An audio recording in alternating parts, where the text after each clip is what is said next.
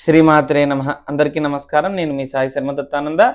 మనకి డిసెంబర్ నెలలో అదేవిధంగా మార్గశిర మాసంలో వృషభ రాశి ఫలితాలు తెలుసుకుందాం.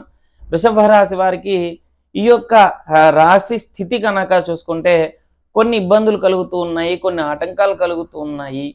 అయితే అన్ని విధాలుగా కూడా కొన్ని ప్రశాంతత లేకపోవడం, అంటే వీరు ఇప్పుడు చేయాల్సిన పనులేంటి, ఏం చేస్తే మంచిగా ఉంటుందనేది కూడా తెలుసుకుందాం.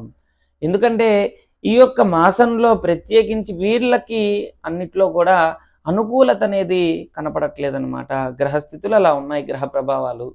అయితే మేమేం చేయాలండి, మా జీవితం ఇంతేనా అని ఎప్పుడూ కూడా అనుకోకూడదు. మన స్థితి ప్రజ్ఞత జాతకపరంగా కొన్ని గ్రహాలు మనకు అనుకూలంగా లేనప్పటికీ కూడా మనం చేసే ప్రయత్నంలో అన్నిట్లో కూడా ఫలితం అనేది వస్తూ ఉంటుంది. మనం చేసే విధంగా కొంతమంది అనుకూలం ఉంటారు, కొంతమంది అనుకూలత ఉండరు. అయినప్పటికీ కూడా మనం చేయాల్సినవి చేస్తూ వెళ్తూ ఉంటే మనకి విజయం అదే వస్తుంది. ఈ విధంగా చూసుకుంటే ఈ గ్రహస్థితులు మనకి ఈ యొక్క మాసంలో మార్గశిర మాసంలో చూసుకుంటే కొద్దిగా ప్రయాణాలు కూడా అనుకూలంగా లేవు. అదేవిధంగా సంతానపరంగా మాట వినకపోవడం, ఎదురు చెప్పడం, అదేవిధంగా దుబారా ఖర్చు ఎక్కువైపోవడం, ఎక్కడికన్నా ప్రయాణం అనుకున్నప్పుడే ప్రయాణం కూడా ప్రతిదీ వంక చెప్పడం, ప్రతిదీ వ్యతిరేకత ఎక్కువ అవ్వడం, ప్రయాణంలోనే రివర్స్ అవ్వడం. దుబారా ఖర్చు అన్నాం కదా, దాని అర్థం ఏంటిదంటే ఇప్పుడు మనం ఒక చోటికి వెళ్తాం, ఏదో మంచి ఉద్యోగం వస్తుందనో, వ్యాపారం బాగుంటుందనో, లేదంటే మనకేదో అన్ని విధాలుగా ధనపరంగా వస్తుందని చెప్పి అక్కడికి వెళ్ళి ప్రయత్నించి తిరిగేటప్పుడు అక్కడ ఖర్చు ఎక్కువ అవుతుంది. కానీ అది రాకపోవడం వల్ల వచ్చే బాధ, ఇలాంటివి ఈ నెలలో బాగా సూచిస్తుందన్నమాట. మనకి ఎద్దు గనక ఎంత శ్రమిస్తుందో వీళ్ళు కూడా వీళ్ళ లైఫ్ని అంతే శ్రమిస్తారు. ప్రతి దాన్ని ఎంతో చాలా జాగ్రత్తగా చేస్తూ ఉంటారు, ఏ పని చేసినా కానీ. అయితే ఈ నెలలో కొద్దిగా అనుకూలంగా లేదు కాబట్టి మౌనమే ప్రధాన ధ్యేయం. మౌనం వహించటం చాలా మంచిది. ఈ యొక్క మాసం ఎంత మౌనంగా ఉంటే అంత మంచి ఫలితం వస్తుంది. ఎందుకయ్యా అంటే మనం మంచి మాట్లాడినా చెడుగా అర్థం చేసుకోవడం ఎక్కువ ఉన్నారు. ఈ సమయంలో మనం చేయకూడని పనులు ఏంటిదంటే మన ప్రమోషన్స్ గురించి ట్రై చేయడం, ఉన్న జాబ్ వదిలేసేసి వేరే జాబ్ గురించి ప్రయత్నించటం, ఇంట్లో వాళ్ళతో గొడవలు పడుతూ ఇల్లు అమ్మేసుకోవాలనుకోవడం. ఎందుకంటే మనకి టైం బాగాలేనప్పుడు అండి, ఇప్పుడు ఇల్లు అమ్మేద్దాం అనుకున్నాం, ఒకవేళ ఈ మాసంలో కనుక వీరికి ప్రత్యేకించి వస్తే సహజంగా 10 రూపాయలకి వీళ్ళు 2 రూపాయలు 3 రూపాయలు అడిగి అమ్మేసేసే ప్రభావం ఉంది. కాబట్టి ఏ పని చేసినా కొద్దిగా ఆలోచించి అడుగు వేస్తే అన్నిట్లో కూడా శుభం కలుగుతుంది, సుఖం కలుగుతుంది. ఏదైనా వీరికి ప్రత్యేకించి కొన్ని విషయాల్లో ఇబ్బందులు కలుగుతాయి.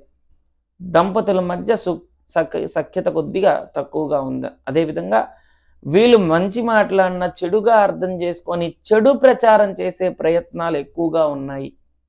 విపరీతమైన నెగిటివ్ థాట్స్ బాగా వస్తాయి. జనాలు తెప్పించేదానికన్నా ఇప్పుడు వీళ్ళంతటి వీళ్ళకి ఎక్కువగా వచ్చే అవకాశం ఉంది.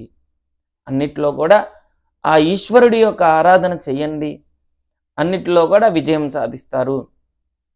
కొంతమంది విద్యార్థుల పరంగా అంతా విద్యాపరంగా కూడా ఒక డిసిషన్ అనేది తీసుకోలేకపోవడం, ఒక కమిట్మెంట్ లేకపోవడం, ఇవి ఈ నెలలో జరిగే అవకాశం ఉంది. గమనించుకోండి. లైఫ్ లాంగ్ ఇలానే ఉంటుంది, మా జీవితం ఇంతే అని ఎప్పుడు అనుకోవద్దు.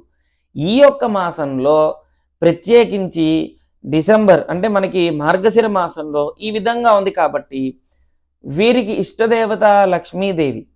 ఎప్పుడు కూడా లక్ష్మీదేవి ఆరాధన, వృషభ రాశికి సంబంధించింది ఎద్దు, అదేవిధంగా వృషభ రాశికి అధిపతి మరి శుక్రుడు కాబట్టి శుక్రుడికి అధిష్టాన దేవత రుద్రుడు, లక్ష్మీదేవి. కాబట్టి సాయంత్రం పూట శివుడి యొక్క ప్రదోషకాల సమయంలో ఈశ్వర ఆరాధన చేయండి, అన్నిట్లో కూడా విజయం సాధించండి.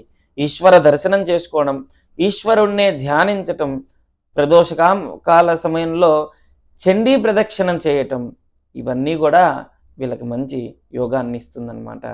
నా మాట మీకు నచ్చినట్లయితే, మీకు సుఖం కలగాలి, సంతోషంగా ఉండాలనే ప్రయత్నంతోనే నేను చెప్పడం జరిగింది.